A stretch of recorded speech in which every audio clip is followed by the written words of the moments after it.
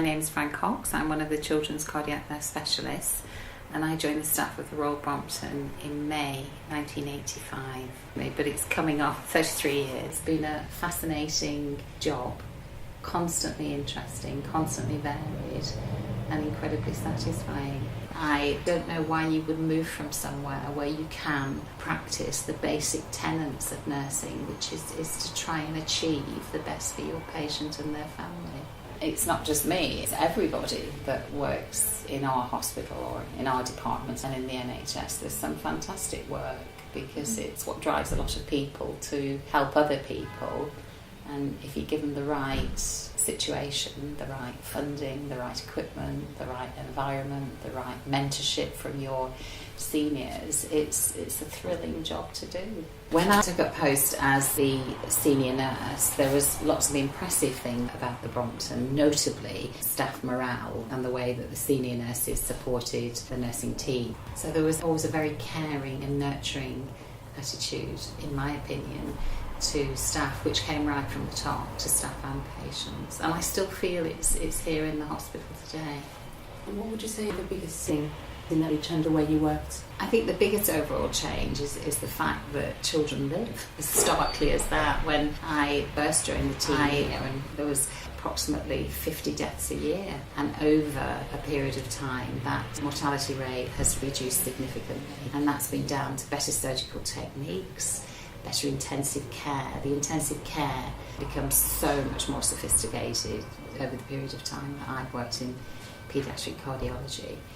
To put it crudely, we don't let children die anymore. The big difference for me has been it's a much more optimistic type of nursing.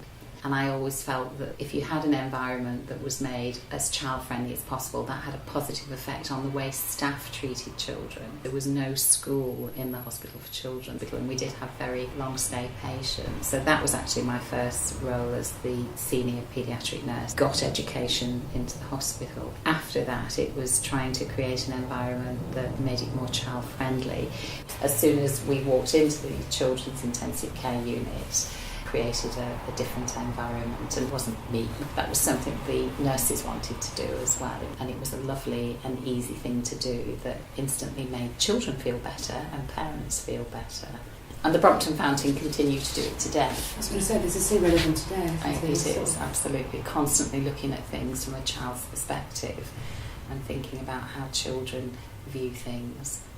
You're a great advocate of breastfeeding. I am, yes, yeah. And the reason for that is when a baby comes into intensive care, within the first 24 hours, the parents may have met up to 30, 40 different staff members. And as much as we want those parents to be bonding to their children, the sheer volume of professionals that need to directly access that baby to save its life is huge. There is only one person that can produce the best milk for a baby, and that's its mother. And if we can encourage the mum to see that as her unique bond with the baby, it's beneficial to mother and it's very beneficial to the baby. So people say to me, why do we put so much effort into it? And my first response is because we're a cardiac surgical unit and we don't want our babies to develop necrotizing enterocolitis, but as a happy consequence of promoting that, it's a way for mothers to feel more invested or more central to their babies. Can I ask you another question, which is a frilly question about your outfit as a nurse? Do you remember the belts? Oh yes, I do. I still have it at home, and I had a 25-inch waist. God knows what it would be now. Yes, were we proud of our uniforms? I was, yeah. As a staff nurse in my training hospital, we were given a piece of flat lace, and we had to stitch it and starch it and pull it out into a round shape on your head with a big fan at the back. And we were terribly proud of our frillies, and the stiffer and whiter you could make it and the higher you could make it, the better it appeared to us. The intensive care unit I first worked on in Liverpool, one of the consultant anaesthetists his other job was a pig farmer. His family business was pig farming in a place called Ormskirk in Lancashire. And this gentleman was an anaesthetist as well. And he realised that trying to nurse premature babies after a surgical operation inside an incubator was difficult, because if the baby needed interventions, you couldn't get to them. So he said, well, I keep my baby piglets warm with a pig warmer. We're going to use them in this hospital. So we started to use them on babies led on cots, and you would lower this pig warmer, and it was literally a radiant ring of heat. So this is when I was training, so in the late 70s. And by the time I was a staff nurse with my big frilly hat, you had to learn how to look after these babies without your frilly hat catching fire. Now, I'm proud to say that mine never caught fire, but there was a couple of girls and their frillies caught fire, and they were marked down as not suitable for promotion.